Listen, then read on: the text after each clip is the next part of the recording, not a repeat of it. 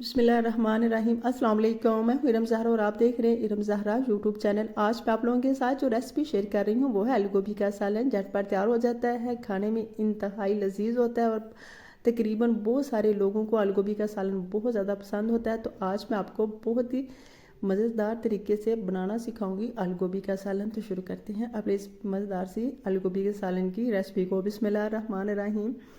तो कढ़ाई में मैंने घी शामिल कर लिया।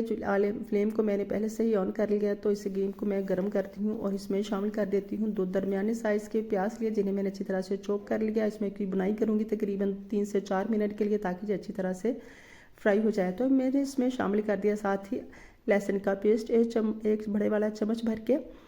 तो अदरक को जो मैं अच्छी तरह से क्रश करके साथ ही शामिल करती जाऊंगी। तो मैं जाते जाते आपको एक टिप लास्ट में बताऊंगी कि जब भी आप लहसुन और अदरक को शामिल करते हैं तो इसे बिल्कुल फ्रेश शामिल किया करें, पहले से बना के फ्रिज पे मत रखा करें। इसमें बहुत ज़्यादा बैक्टीरिया शामिल हो जाते हैं जो कि हमारी सेहत में जब हम खाना में डालते हैं तो बहुत ही नुकसानदेह होते हैं। तो इसमें मैंने शामिल कर दी हैं 2 दरमियाने साइज़ के टमाटर, इनको भी मैंने रफ़ी सा कटिंग कर लिया।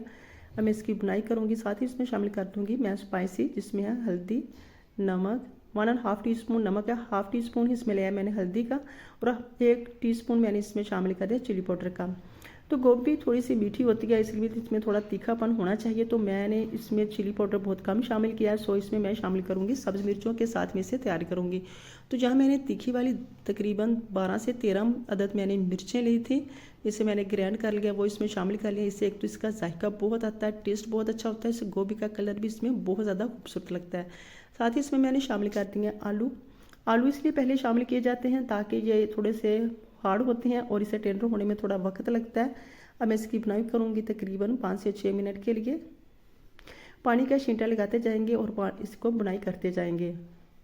इसमें शामिल कर दिया खूबसूरत सी फूल गोभी ली है, वो इसमें शामिल कर दिया। और तकरीबन मैंने गोभी को दरमियाने साइज़ की कटिंग किया। इसे ना ज़्यादा बहुत मोटी और ना ही बहुत ज़्यादा पतली है। चम्मच के साथ इसे अच्छी तरह से मिक्स करेंगी। और ये बिल्कुल घर की फ्रेश गोभी है, तो इसमें मैं आधा कप पानी का शामिल करूँगी, क्योंकि गोभी भी अपना पानी छोड़ेगी। तो फिर ये अपने ही पानी में पकेगी। बिल्कुल लो फ्लेम पे इसे पकने दूँगी तकरीबन 20 से 25 मिनट के लिए।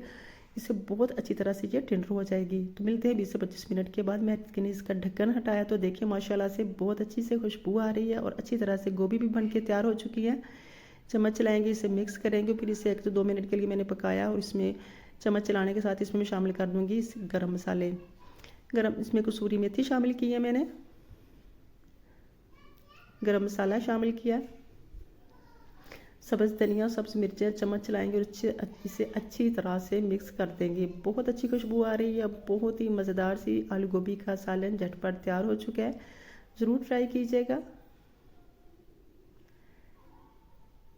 देखिए माशाल्लाह खिली खिली सी खुशबूदार आलू गोभी का सालन तैयार हो गया पराठे के साथ। इसे ज़रूर ट्राई कीजिएगा। पराठे के साथ आलू गोभी का सालन और अचार के साथ इंतहाई जायका देता है। तो डिश आउट करते हैं। अगर आपको इस स्टेज पे मेरी रेसिपी ज़रा सी भी अच्छी लगी है तो लाइक कीजिएगा। चैनल पे नहीं है तो चैनल को सब्सक्राइब करने के साथ बेल आइकन को लास्ट में प्रेस किया करें, ताकि हर आने वाली नई वीडियो का नोटिफिकेशन सबसे पहले आपको मिले।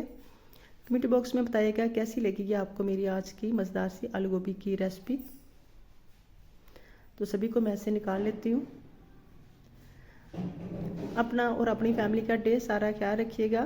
Thanks for watching my video. मिलते हैं एक नई रेसिपी के साथ, तब तक के लिए अल्लाह हाफिज़।